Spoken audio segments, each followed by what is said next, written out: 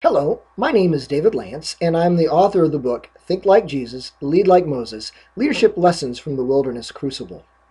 One of the things that I think that leaders, most all leaders at some point in time or another, are tempted to fall into the trap of is to try to use their position of authority for their own personal benefit instead of for the benefit of the people that they lead.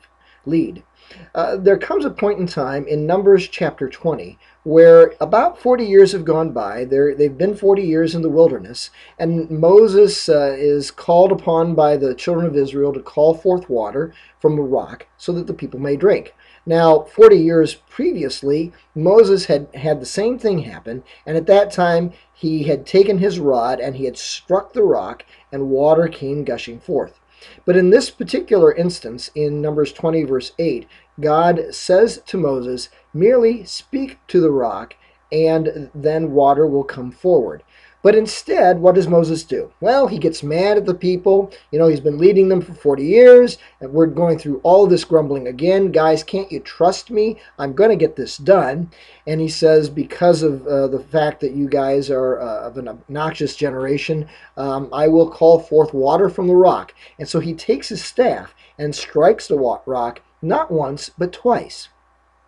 And because of that, in Numbers 20, verse 12, God says to Moses that because he struck the rock instead of speaking to it, Moses will not enter the promised land.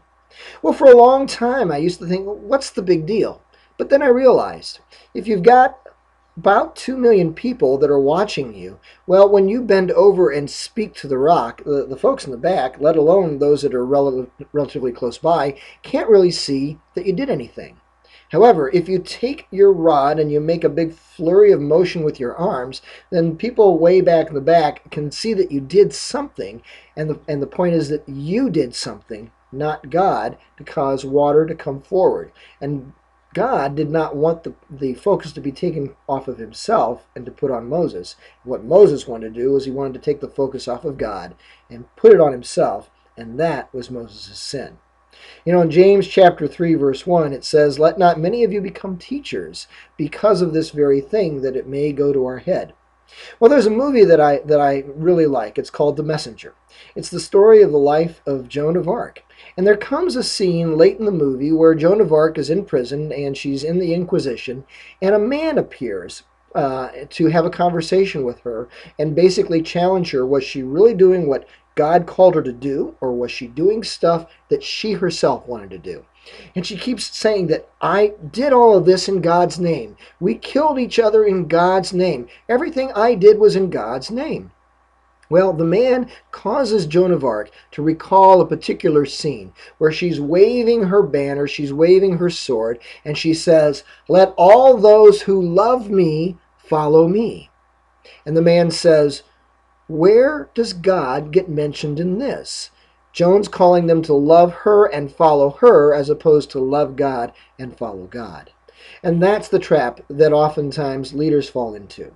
At one point in time, as the head of the Christian Coalition, I got into a network marketing organization to make money for myself. I set up the organization so that they would sponsor me. The Christian Coalition sponsored me in the network marketing hierarchy of things. And so that all the effort that I did would kind of roll up to the benefit of the organization, remembering that I was the only employee of the organization.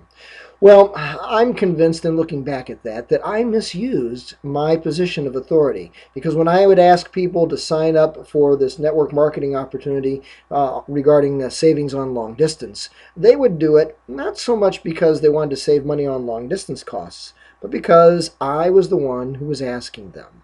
And so I believe that I misused that position of authority for my own benefit. As leaders, you and I are to be held to a higher standard of accountability. And one of the things that I think that we can do is we can find people who we can surround ourselves with in a small circle of confidence who can keep us accountable to being on the right track. Proverbs 27:17 that says that as iron sharpens iron, so one man sharpens another. Another proverb is Proverbs 15:22 that says, without consultation, plans are frustrated, but with many counselors, they succeed. So that's one of the lessons that I learn about leadership. And so principle number 9 of being a godly leader is simply this: to acknowledge the temptation to let success go to your head and ask your advisors to help hold you accountable. Well, those are my thoughts about leadership for you today. Thanks so much, and God bless.